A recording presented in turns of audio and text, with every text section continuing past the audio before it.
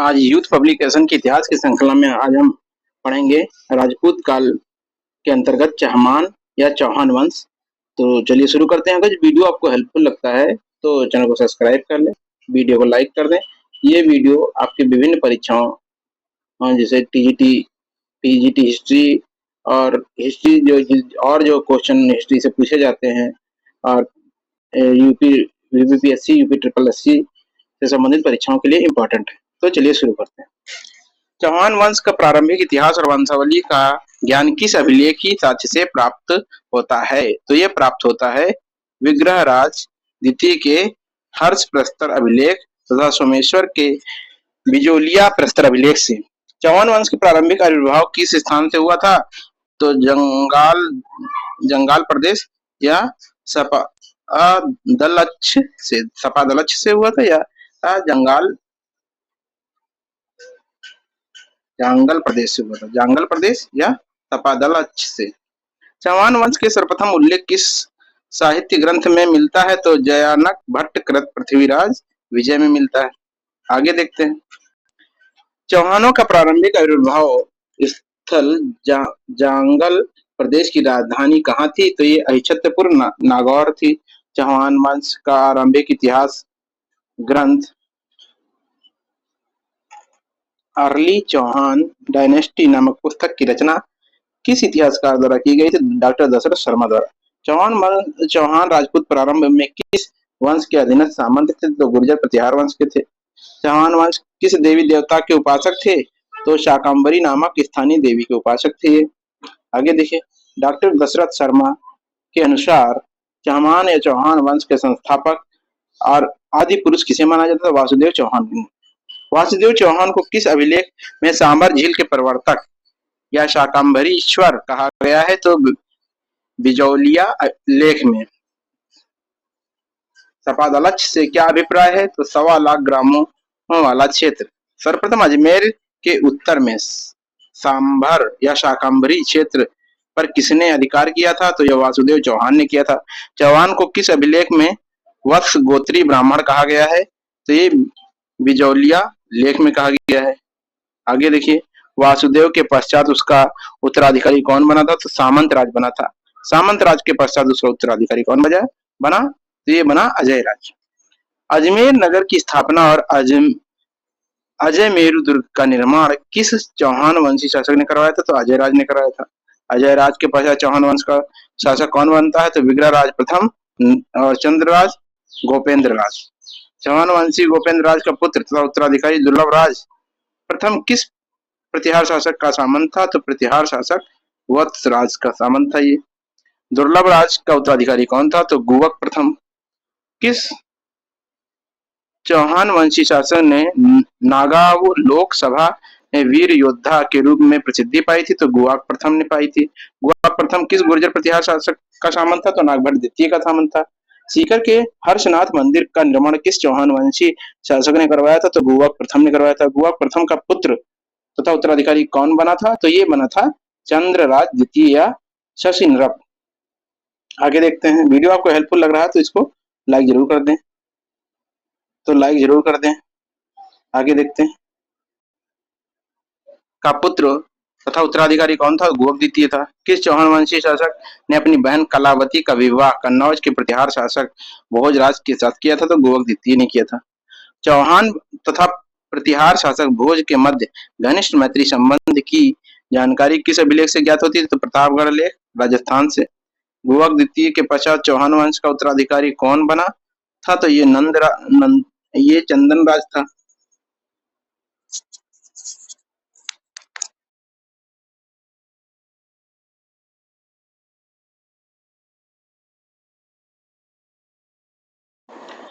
चौहान शासक चंदन राज ने किस क्षेत्र पर विजय प्राप्त करी थी? तो दिल्ली पर। पुष्कर झील के किनारे 1000 शिवलिंगों की स्थापना किसने करवाई थी? तो रुद्र की पत्नी रुद्राणी ने। चंदन राज के पश्चात चौहान वंश का उत्तराधिकारी कौन बना था? तो चंदन राज का पुत्र वाकपति राज प्रथम। चौहान शासक वाकपति राज को 188 विजयों का श्रेय किस ग्रंथ में दिया गया है? तो पृथ्वीराज विजय में दिया गया है। सर्वप्रथम महाराज की उपाधि धारण करने वाला चौहान वंशीय शासक कौन था? तो वाकपति राज था। चौहान शासक वाकपति राज को किस अभिलेख में विंध्यपति कहा गया है? तो ये बिजोलिया अभिलेख में कहा गया है। चौहान शासक वाकपति राज ने किस समकालीन शासक से वैवाहिक संबंध स्थापित किए थे? तो ये चंदेल शासक हर्ष सियक द्वितीय के मध्य ये हर्ष देखिए, ये हर्ष है, चंदेल शासक है। ये हर्षवर्धन नहीं है। और ये सियक द्वितीय से बोलते थे। किस चौहान वंशी शासक ने पुष्कर में एक भव्य शिव मंदिर का निर्माण करवाया था? तो वाकपति राज ने करवाया था। आगे देखिए, चौहान वंश की उत्पत्ति से संबंधित कौन कौन से मत हैं? देखिए, अग्निवंशी पृथ्वीराज रासो, सूर्यमल्ल मिश्रण, नरसी ख्यात, और सूर्यवंशी पृथ्वीराज विजय, हमीर रासो, हमीर महाकाल। इंद्र के वंशज रायपाल के सेवाड़ी अभिलेख से छत्री गौरी शंकर हीराचंद्र ओझा, विदेशी शख्सियत colonel James Tod, doctor Smith और क्रूक ने कहा। ब्राह्मण वंशी ये डॉक्टर दशरथ शर्मा ने कहा।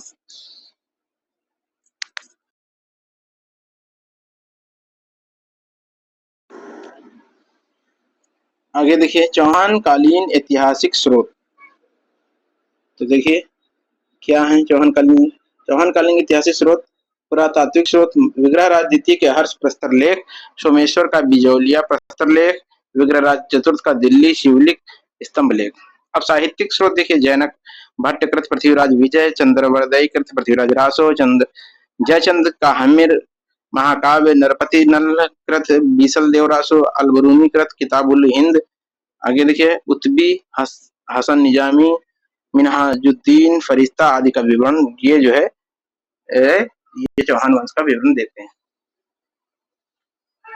उसका पुत्र तथा उत्तराधिकारी किसे माना जाता है? तो ये विग्रहराज द्वितीय को माना जाता है। विग्रहराज द्वितीय के शासनकाल की विस्तृत जानकारी किस अभिलेख से प्राप्त होती? तो हर्षनाथ अभिलेख 1973। गुजरात के चालुक्य शासक मूलराज प्रथम किससे पराजित होकर कंथा दुर्ग में शरण ली थी? तो विग्रहराज द्वितीय से। विग्रहराज द्वितीय के पश्चात चौहान वंश का उत्तराधिकारी कौन बना था? तो दुर्लभ राज द्वितीय बना। किस चौहान शासक के अभिलेख में दुर्लभ दुर्लमध्येरु कहा गया है? तो दुर्लभ राज द्वितीय को दुर्लभ्य मेरु शब्द का क्या अर्थ होता है? तो जिसकी आज्ञा का उल्लंघन ना किया जा सके। दुर्लभ राज द्वितीय के पश्चात चौहान वंश का उत्तराधिकारी कौन बना था? तो ये बना था गोविंद तृतीय। किस चौहान शासक का वैरिद भट्ट कहा गया है? तो गोविंद तृतीय को कहा गया है। वैरिद भट्ट का अर्थ क्या होता है? शत्रुओं को नष्ट करने वाला। वाकपति राज द्वितीय ने आहाड़ के किस शासक को मारकर ख्याति अर्जित करी थी? तो गुहिल वंशी शासक अंबा प्रसाद को। चामुंड राय ने किस ग्रंथ में सुल्तान का हत्यारा कहा गया है? तो प्रबंध कोश में। चामुंड राय को किस ग्रंथ में सुल्तान का हत्यारा कहा गया है? प्रबंध कोश में। किस चौहान वंशी शासक ने गुजरात के चालुक्य शासक कर्ण को परास्त किया था? दुर्लभ राज तृतीय ने, जिसे वीर सिंह कहते हैं। चामुंड राय के पश्चात चौहान वंश का उत्तराधिकारी कौन बना था? तो चामुंड राय का पुत्र दुर्लभ राज तृतीय। किस ग्रंथ के अनुसार दुर्लभ राज तृतीय मंगतों मलेशिया मुसलमानों के साथ युद्ध करता मारा गया था? तो पृथ्वीराज विजय में। आगे देखिए, दुर्लभ राज तृतीय के पश्चात चौहान वंश की गद्दी पर कौन आसीन हुआ था? तो दुर्लभ राज तृतीय का भाई विग्रहराज तृतीय। आगे देखते हैं, परमार वंश की कन्या राजदेवी का विवाह किस चौहान वंशी शासक के साथ हुआ था? तो विग्रहराज तृतीय बीसल। किसने परमार शासक उदयादित्य के को सारंग नामक अश्व भेंट किया, जिसकी सहायता से उसने उदयादित्य गुर्जर शासक कर्ण पर विजय प्राप्त करी थी? तो विग्रहराज तृतीय या बीसल। विग्रहराज तृतीय के पश्चात चौहान वंश का उत्तराधिकारी कौन बनता है? तो विग्रहराज तृतीय का पुत्र पृथ्वीराज प्रथम। ये पृथ्वीराज प्रथम है, ध्यान रखिए। वो पृथ्वीराज नहीं है जो कि मोहम्मद गौरी से जिसका युद्ध होता है। किस चौहान वंशी शासक ने परम भट्टारक महाराजा धीराज परमेश्वर की उपाधि धारण करी थी? तो ये पृथ्वीराज प्रथम था। आगे देखिए, राजशेखर के प्रबंध कोश में किसे तुर्क सेना को विजेता बताया गया है? तो पृथ्वीराज प्रथम को। किस चौहान वंशी शासक ने रणथंभौर स्थित जैन मंदिर पर स्वर्ण कलश चढ़ाया था? तो पृथ्वीराज प्रथम ने। चौहान वंशी शासक है, रणथंभौर स्थित जैन मंदिर पर स्वर्ण कलश चढ़ाया तो पृथ्वीराज प्रथम ने। पृथ्वीराज प्रथम के पश्चात चौहान वंश का उत्तराधिकारी कौन बना था? तो अजयराज। पृथ्वीराज प्रथम के पश्चात चौहान वंश का उत्तराधिकारी कौन बना? अजयराज बना। आगे देखते हैं। शासक नर वर्मन को परास्त किया तथा उसके सेनापति सुल्हड़ के घोड़े की पीठ पर बांधकर अजमेर ले आया था? तो ये था अजयराज ने किया था ऐसा। किस शासक ने शासनकाल में चौहानों का साम्राज्य निर्माण का काल कहा जाता है? तो अजयराज। चौहान शासक अजयराज को किस नगर की स्थापना करी थी? अजमेर या अजयमेरू की। किसने अजमेर के एक विशाल टकसाल ग्रह का स्थापना करवाई थी? तो अजयराज ने। किसने अजमेर में एक विशाल टकसाल की स्थापना करवाई थी? तो अजयराज ने करवाई थी। किस चौहान वंशी शासक ने अजय देव नामांकित रजत मुद्राओं पर अपनी राजमहिषी सोमलवती का भी नामांकित कराया? तो अजयराज ने।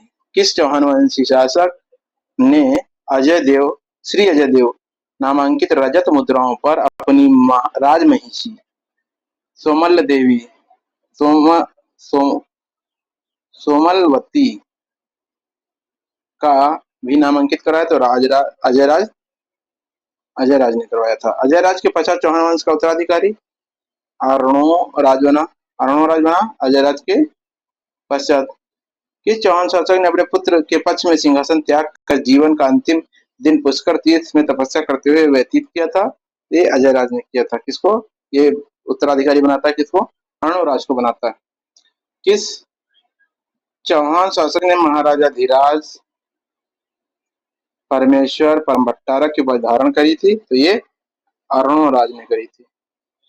किस चौहान शासक ने महाराजा धीराज परमेश्वर परमभट्टारक की उपाधि धारण करी थी? अरणोराज ने करी थी। किस शासक ने अजमेर में चंद्रा नदी के जल से आना सागर झील का निर्माण कराया था? अरणोराज ने करवाया था। किस शासक ने अजमेर में चंद्रा देवी के जल से आना सागर झील का निर्माण कराया था? अरणोराज ने करवाया था। चौहान शासक अरणोराज किस धर्म का अनुयायी था? तो शैव धर्म का अनुयायी था। चौहान शासक अरणोराज किस धर्म का अनुयायी था? तो शैव धर्म का अनुयायी था। किस चौहान शासक ने पुष्कर तीर्थ में वराह मंदिर का निर्माण कराया था? अरणोराज ने। किस चौहान शासक ने पुष्कर तीर्थ में वराह मंदिर का निर्माण कराया था? अरणोराज ने कराया था। चौहान शासक अरणोराज के समकालीन प्रकांड विद्वान कौन थे? तो देवबोध तथा धर्मबोध सूरी। चौहान शासक अरणोराज के समकालीन प्रकांड विद्वान कौन थे? तो देवबोध तथा धर्मबोध सूरी। आगे देखिए। चौहान शासक अरणोराज की हत्या किसके द्वारा की गई थी? तो ये अरणोराज के बड़े पुत्र जगदेव द्वारा। चौहान शासक अरणोराज की हत्या किसके द्वारा करी गई थी? तो अरणोराज के बड़े पुत्र जगदेव द्वारा। अरणोराज के पश्चात चौहान वंश का उत्तराधिकारी कौन बना था? अरणोराज का पुत्र विग्रहराज चतुर्थ।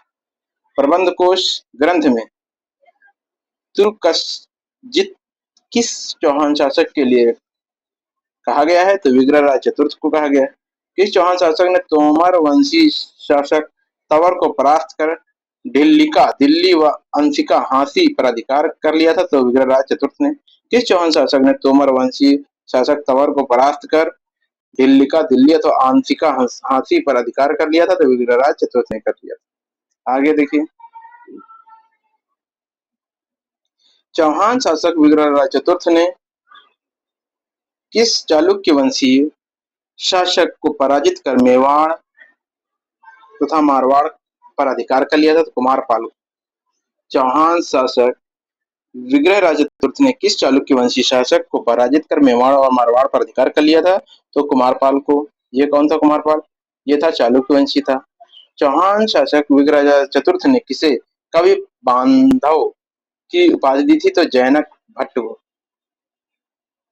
चौहान शासक विग्रहराज चतुर्थ ने किसे कवि बांधव की उपाधि दी थी? तो जैनक भट्ट ने करी थी। किस चौहान वंश के शासक ने हरिकेली नामक नाटक की रचना की थी? तो विग्रहराज चतुर्थ ने 1153 से 1163 तक। चौहान शासक विग्रहराज चतुर्थ का दरबारी कौन था? तो सोमदेव था। चौहान शासक विग्रहराज चतुर्थ का दरबारी कौन था? तो सोमदेव था। सोमदेव ने किस ग्रंथ की रचना की थी? तो ललित। विग्रहराज की रचना करी थी। सोमदेव ने किस प्रसिद्ध ग्रंथ की रचना करी थी? तो ललित विग्रहराज की रचना करी थी। मंदिर का निर्माण किस चौहान शासक ने करवाया था? तो विग्रहराज चतुर्थ ने। अजमेर में भव्य सरस्वती मंदिर का निर्माण किस चौहान शासक ने करवाया था? तो विग्रहराज चतुर्थ ने करवाया था। चौहान शासक विग्रहराज चतुर्थ इतिहास में किस नाम से प्रसिद्ध है? तो बीसल देव के नाम से प्रसिद्ध है। चौहान शासक विग्रहराज चतुर्थ इतिहास में किस नाम से प्रसिद्ध है? तो बीसल देव के नाम से प्रसिद्ध है। विग्रहराज चतुर्थ के पश्चात चौहान वंश का उत्तराधिकारी कौन बनता है? तो ये अपर गंगेय बनता है। विग्रहराज चतुर्थ के पश्चात चौहान वंश का उत्तराधिकारी कौन बनता है? अपर गंगेय। किसने अपर गंगे की हत्या कर राजगद्दी पर अधिकार कर लिया था? तो पृथ्वीराज द्वितीय ने। 1164 से 69 तक। 1164 से 69। किसने अपार गंगे की हत्या कर राजगद्दी पर अधिकार कर लिया? तो पृथ्वीराज द्वितीय ने। आगे देखिए, पृथ्वीराज द्वितीय की मृत्यु के पश्चात किसने चौहान वंश की सत्ता ग्रहण करी थी? तो पृथ्वीराज द्वितीय के चाचा सोमेश्वर ने। चौहान वंशी शासक सोमेश्वर का विवाह किसके साथ हुआ था? त्रिपुरी राजकुमारी कर्पूर देवी के साथ। चौहान वंशी शासक सोमेश्वर का विवाह किसके साथ हुआ था? तो ये त्रिपुरी राजकुमारी कर्पूर देवी के साथ। और ये कब बनता है? ये पृथ्वीराज द्वितीय की मृत्यु के बाद में। तो ये उसका चाचा होता है और सोमेश्वर ये बनता है शासक।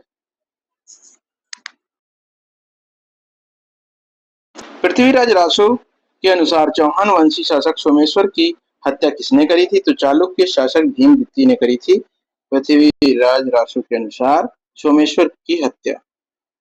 चौहान शासक सोमेश्वर के पश्चात सिंहराज सिंहासन पर कौन आसीन होता? तो ये पृथ्वीराज तृतीय। अब देखिए यहाँ पर होता है जिसे पृथ्वीराज चौहान कहा जाता है, जिसकी वीरता के बखान किया गया है। बड़े बड़े इसके बारे में किससे प्रचलित है। राय पिथौरा किस चौहान वंशी शासक को कहा जाता है? तो इसे ही पृथ्वीराज चौहान को, जो कि पृथ्वीराज तृतीय है। प्रसिद्ध कवि चंद्रवर्देय किसकी राज्यसभा के निवास करते थे? तो ये करते थे पृथ्वीराज चौहान। पृथ्वीराज चौहान एक नामक महाकाव्य की रचना किसने करी थी? तो ये करी थी आपके चंद्रवर्देय ने करी थी।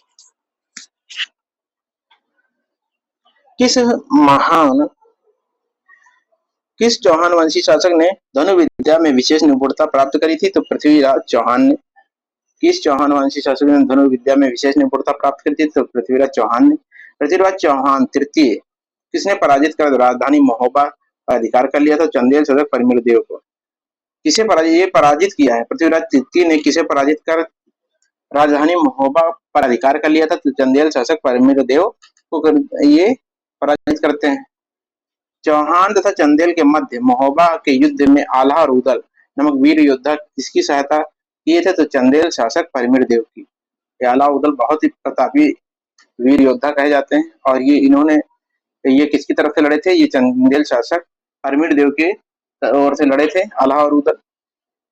पृथ्वीराज चौहान द्वारा जोजो भुक्ति बुंदेलखंड के चंदेल शासक पर विजय की पुष्टि किस लेख में होती है? तो मदनपुर लेख, ये 1182 ईस्वी से। इस चंदेल शासक ने दक्षिणाधिपति कहा गया है? तो परिमिरदेव को दक्षिणाधिपति कहा गया है। चंदेल शासक परिमिरदेव को किस अभिलेख में दक्षिणाधिपति कहा गया है? तो कलिंगर लेख, ये 1201। चंदेल शासक परिमिरदेव को किस अभिलेख में दक्षिणाधिपति कहा गया है? तो कलिंगर लेख में कहा गया है। आगे देखिए, पृथ्वीराज रासो के अनुसार गढ़वाल शासक जयचंद की पुत्री का क्या नाम था? तो इस संयोगिता नाम था। इनकी प्रेम कथा का वर्णन किया गया है ना। पृथ्वीराज रासो के अनुसार कन्नौज के गढ़वाल वंशी शासक जयचंद की पुत्री संयोगिता का अपहरण किसने किया था? ये चौहान वंशी शासक पृथ्वीराज तृतीय ने किया था। तराइन का प्रथम युद्ध किसके मध्य लड़ा गया? तो ये पृथ्वीराज तृतीय और मोहम्मद गौरी के मध्य लड़ा जाता है। तराइन का प्रथम युद्ध कब होता है? तो 1191 में होता है। तराइन के प्रथम युद्ध में चौहान शासक पृथ्वीराज तृतीय ने किसे पराजित किया था? तो ये मोहम्मद गौरी को। तो प्रथम युद्ध में पृथ्वीराज ने किसे पराजित किया? पृथ्वीराज चौहान ने, ये मोहम्मद गौरी को। आगे देखते हैं। वीडियो आपको हेल्पफुल लग रहा है तो चैनल को सब्सक्राइब करें, ज्यादा से ज्यादा शेयर करें और लाइक करें। पृथ्वीराज तृतीय के किस सामंत ने मोहम्मद गौरी को बुरी तरह पराजित करने में प्रमुख भूमिका निभाई थी? तो ये निभाई थी गोविंदराज ने। तराइन के द्वितीय युद्ध किसके मध्य हुआ? तो पृथ्वीराज तृतीय और मोहम्मद गौरी के मध्य हुआ। तराइन का द्वितीय युद्ध कब हुआ था? तो ये 1192 में हुआ।